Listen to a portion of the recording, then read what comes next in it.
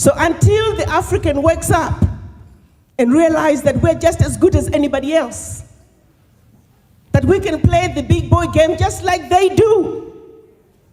And the only way we can win, however, is to cleanse this, have a conversation with the image in the mirror, and unite. African leaders, we don't need to be invited anywhere to go and address our problems without first inviting ourselves to come together to tell each other the actual truth that we must tell each other about our serious problems. This is not a summit, not a staged handshake, not a Western soundbite. It doesn't make sense that our leaders cannot get themselves together to address problems affecting our people. Africans are suffering everywhere. When they come back home, you still make them suffer. Why? Alors, jeunesse du Burkina, jeunesse d'Afrique. So, youth of Burkina Faso, youth of Africa, we must unite. He tells his audience, let us unite now. We never said we want borders. These borders were imposed on us by the colonizers. We are one people. How am I going to be free when you want to dictate to me how I should live my life? Democracy is not elections, but human rights. Hello, wonderful people. Welcome to Afro Roots and Realities. I'm Clarisse Africana, and on this channel, we dig beneath the surface of African politics, culture, and leadership. No hype, no hate, just context, clarity, and the voices they don't want you to hear. If you are new here, hit that subscribe button. You are in the right place. These leaders do not agree, but they are shaping what Africa would become. So the question is not who is right. The question is whose future will you live in? From Burkina Faso to Kigali, from Johannesburg to Accra, the real debate begins now. First, we ask the question every African generation has raced with: unity. Is it still a dream, or have our divisions already won? When is Africa going to wake up and realize that as we are today, we will never be in a position to take our Africa to its rightful place on the world stage? As a continent, we are a heavyweight. We belong in the big league, in the heavyweight ring. And the only way that we can take our Africa to its rightful place, it starts with a conversation with the image in the mirror. Because we need to decolonize ourselves. We have failed to come together because of the rule of divide and conquer, the seed that was also sown during the Berlin Conference. We must wake up and realize that we are victims of that. When we go to a negotiating table as black people, we always go feeling inferior. It goes back to Berlin Conference. And they come in feeling superior. So until the African wakes up and realize that we're just as good as anybody else, that we can play the big boy game just like they do. And the only way we can win, however, is to cleanse this, have a conversation with the image in the mirror, and unite.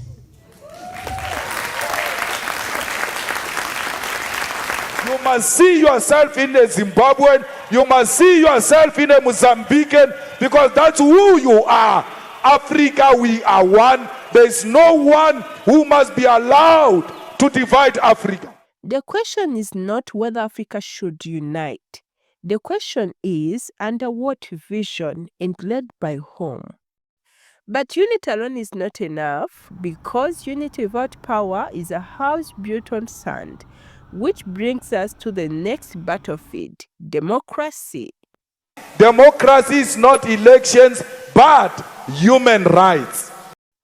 Africa votes, but does Africa rule? Comrades, democracy is a state of mind, just as youth is a state of mind. Ces soi-disant démocrates. They call themselves Democrats. But look at the world. How can you impose democracy by killing millions of people? That is dictatorship. That is not democracy. Democracy cannot be forced. Those who call themselves Democrats. But look, we've seen people being blocked from entering their own parliaments. We've seen armed forces invade assemblies to force lawmakers to vote for certain texts. We've seen worse. People killing their own protesters. But they call themselves Democrats, and us, we're called coup plotters.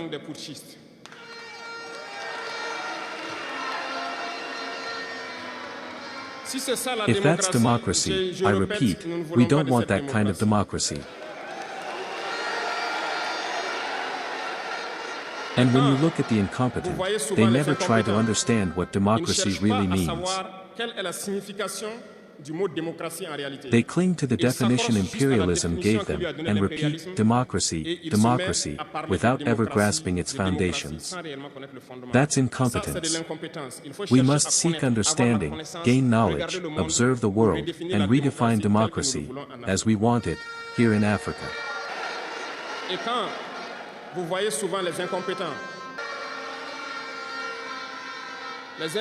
In Africa, incompetence hides behind the word freedom. Remember this, there is no such thing as individual freedom. That's a fact. Do you really think everyone is free? Freedom is collective. As long as we live in society, with rules, freedom is collective. Because if you don't follow the rules, you cannot live in society. From revolutions to reforms, the debate is not about democracy, it's about legitimacy. How am I going to be free when you want to dictate to me how I should live my life? But democracy is only one layer of the fight, because beneath the politics lies identity. The continent of Africa stands unique in modern history. What does it mean to be African in 2025? You are an African, not because you are born in Africa, but because Africa is born in you. We are here to remind ourselves that Pan-Africanism means that we who are Africans, both in the continent and in the diaspora, must now not romanticize Pan-Africanism, but must give practical meaning to it. It must be a Pan-Africanism that makes us self-sufficient in agriculture.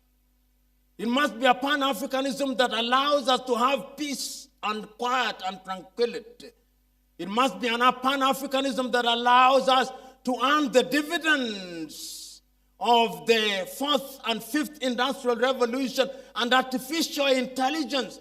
It must be the Pan-Africanism that does not allow our young men and women to go into latter-day slavery in the Arab world. It must not be the Pan-Africanism that allows our young men and women to be humiliated at the embassies or Western countries when our young men and women in search of greener pastures are just going to flip hamburger and work at McDonald's in Europe and America. It must be a different Pan-Africanism. The choice is yours. So let us commemorate, but let it also be a charge that from today henceforth, we are going to change the continent of Africa. Africa is rich in gold, cobalt, oil, and youth, but somehow we are poor. Why? We want the resources of Africa to benefit the people of Africa and not the West and not the East and not those who come outside Africa. Let us go and help Africans to get their land, to get their minerals and use their minerals for the survival of African continent. Who controls the money controls the future. I look forward to the day When I move from West Africa, there'll be no CFA franc. There'll be no Liberian dollar. There'll be no cedi. There'll be no naira. There'll be no birr. There'll be no shilling. There'll be no kwanza in Angola. There'll be no metikaish in Mozambique. There'll be no rand. There'll only be one currency. That currency, I do not have a name for it, but for the moment, let us assume it will be called the Afro. I look forward to that day. These voices are not echoes, they are frames. They do not agree, they do not speak alike, but they all ask the same question: who is Africa really for? So now the question is yours. Which vision will win? Which future will rise? Africa is not waiting, Africa is deciding.